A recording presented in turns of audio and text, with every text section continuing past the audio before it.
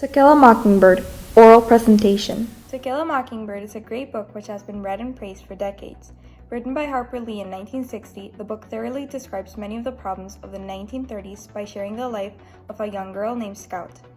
This book covers many themes such as innocence, racism, and gender norms, the latter of the three being one of the most developed throughout the story.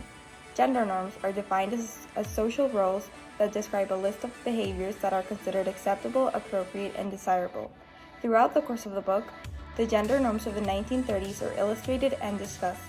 This presentation will cover theme, symbols in the book, another literary piece from the same time period exploring the same theme, and the evolution of gender norms throughout the ages. Gender norms as the theme in To Kill a Mockingbird.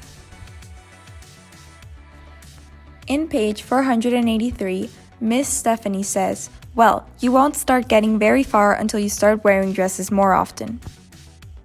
Lee communicates the theme of gender norms in this quote by illustrating how a woman cannot be a lady if she does not match the box description society has expressed a lady to be. This quote expresses how ladies wear only dresses, accusing Scout's clothing choices of pants and overalls unladylike and shameful. This second quote expresses, "You want to grow up to be a lady, don't you?" I said not particularly. "Of course you do. Now let's get to the tree." Also in To Kill a Mockingbird, Lee communicates the theme of gender norms by sharing, in the words of a man, who women were supposed to be like and how they were supposed to act like. This quote helps express how a lady's ways were not only expectations held by other women but also from men. It clarifies how society as a whole claimed these beliefs and how these were the only manners deemed correct. This third quote says, "What are you doing in those overalls? You should be in a dress and a camisole, young lady. You'll grow up waiting tables if somebody doesn't change your ways." Another example is shared by emphasizing the importance of being a lady and the consequences of not fitting in the rules set by society. To not dress and act a certain way is to surely fail and live a miserable life. One cannot live a happy life if it does not correlate with society's expectations and norms. What a joke it is to be original, unique, and true when a woman's calling will always be becoming a lady and tending to ladylike affairs. For one thing, Miss Maudie can't serve on a jury because she's a woman. Harper Lee communicates the theme of gender norms in this quote by acknowledging that the law does not allow women to serve on a jury, not even educated and kind people like Miss Maudie. Without explicitly stating it, this conveys a thought that the trial could have gone in a different direction if not for this law. It is conveyed both to the reader and to the characters at the same time. I know now what he was trying to do, but Atticus was only a man. It takes a woman to do that kind of work. This quote shows that Scout believes her father cannot act sentimental or nurturing, as that is a mother's job and he is only a man. It expresses the idea that men are not capable of being both a mother and father for their children, as Atticus tried to be, because they do not have the sensitivity or nurturing nature that women supposedly do. I was not so sure, but Jem told me I was being a girl, that girls always imagine things. That's why other people hated them so, and if I started behaving like one, I could just go off and find some to play with. In this specific quote, it is clear that Jem has an inferior opinion of women. We can also see that Scout has not yet been exposed to gender inequality and is very naive. This is a clear example of how society enforces gender norms and inequalities in young children. Symbolism in To Kill a Mockingbird. Aunt Alexandra. Aunt Alexandra's vision of my deportment involved playing with small stoves, tea sets, and wearing an Ada pearl necklace she gave me when I was born. Furthermore, I should be a ray of sunshine in my father's lonely life. In this quote, we see what Aunt Alexandra expects Scout to act like. Aunt Alexandra is representing society at the time and its view of what girls should act like and what role they should play. When she says she should be a ray of sunshine in her father's life, it is a clear depiction of the idea that women exist solely to provide for men.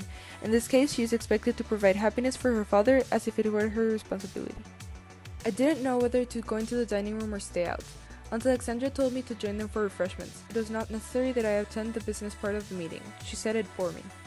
In this quote, when Aunt Alexandra dismisses Scout and tells her that business would bore her, she's belittling Scout and forcing upon her her own view that girls are not capable of understanding complex things like business, nor should they be interested in them at all. Aunt Alexandra is again representing society's view on the role that women should play. This quote says, "Aunt Alexandra was fanatical on the subject of my attire. I could not possibly hope to be a lady if I wore breeches." Throughout the book, Aunt Alexandra's character's sole purpose is to guide Scout to the right path by teaching her how to be a lady. She only deems appropriate for Scout to behave, dress, and act like a respectable girl. Aunt Alexandra respects society's voice on what is expected of girls and women. Her character expresses the confined lines into which girls must fall into if they hope to be accepted or deemed proper. In page 474, Jem says, "You know she's not used to girls like you. She's trying to make you a lady. Can't you take up sewing or something?" This quote helps the reader understand what outsiders think of Aunt Alexandra's manner. The term girls like you is perceived as a label referring to unladylike, improper, and unacceptable etiquette. By mentioning the pastime of sewing, it is clear Scout's unseemly behavior outdoors is distasteful, and more decent bearings would be found indoors. Sewing, something reckoned conventional, would pose a rather acceptable affair. The Chrysanthemums, a short story with the same time period and theme than To Kill a Mockingbird. This first quote says, "The high, gray flannel fog of winter closed off the Salinas Valley from the sky and from all the rest of the world." It later says, "On the foothill ranches across the Salinas River, the yellow stubble fields seemed to be bathed in a pale, cold sunshine." This quote is a symbol representing Salinas Valley as Alyssa's life. Alyssa feels gloomy and sad. Her life feels constricted. The fog covering the land represents how her happiness and freedom are trapped by the life she leads. It represents how her life feels claustrophobic and how she is trapped by her situation and time period. When the sunshine is described as cold, it represents how she may look happy, but it is not authentic. This second quote says, "I wish women could do such things. It ain't the right kind of life for a woman. How do you know?" "I don't know, ma'am."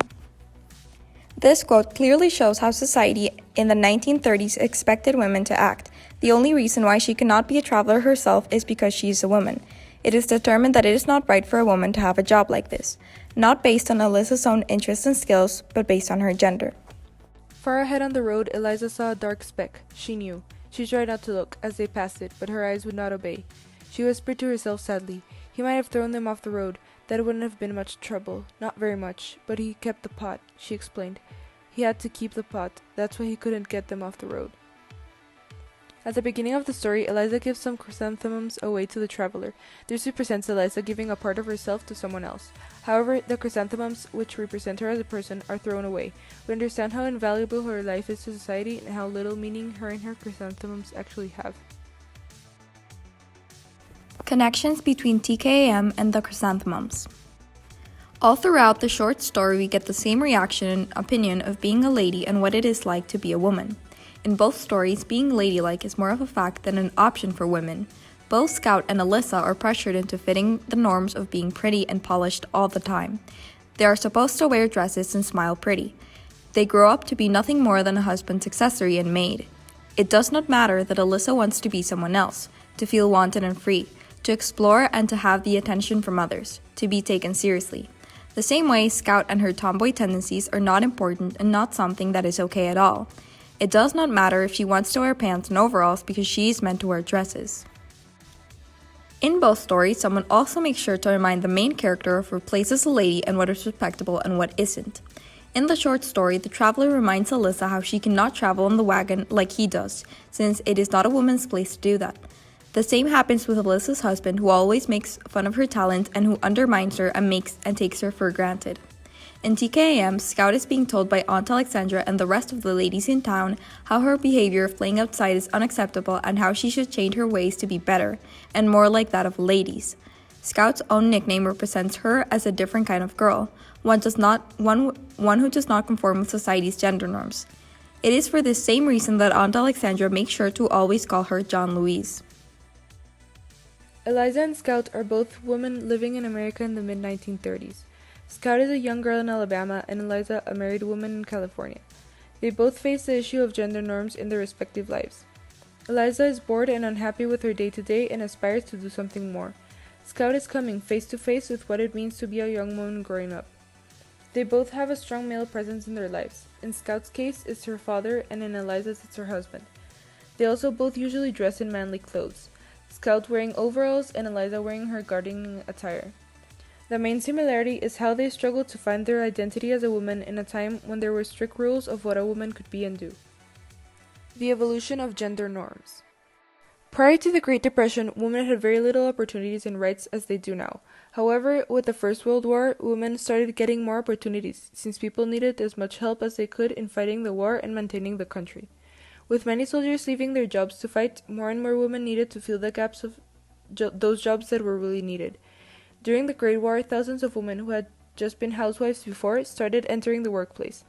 Women's activists were starting to want more equality, since they had already managed to get the right to vote. They knew if they kept pushing and pursuing equality, they could get more. They wanted fairness and safety in the workplace and fair pay.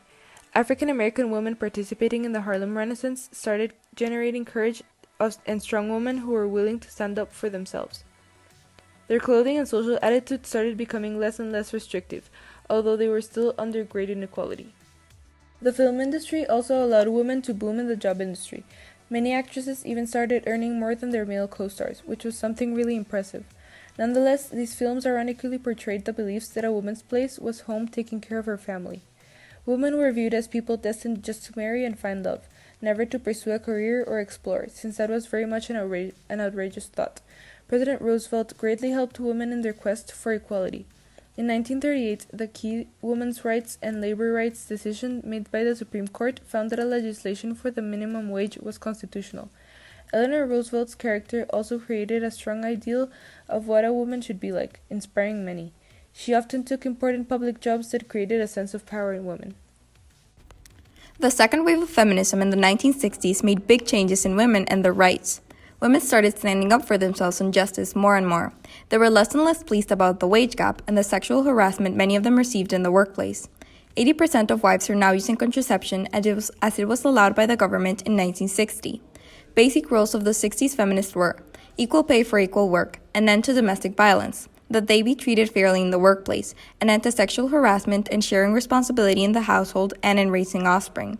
In 1963, Betty Friedan published a book called Feminine Mystique, in which she talked about the problem with the image of the happy housewife. That same year, physicist Maria Gopper-Mayer won a Nobel Prize. Leslie Gore's song You Don't Know Me became a hit which climbed many charts in the music industry. Even though many more women started to get more and more jobs, their pay wage was still 60% less than that of a man's. Even with the legislation passed in 1963 on equal pay, it was not much help to many women.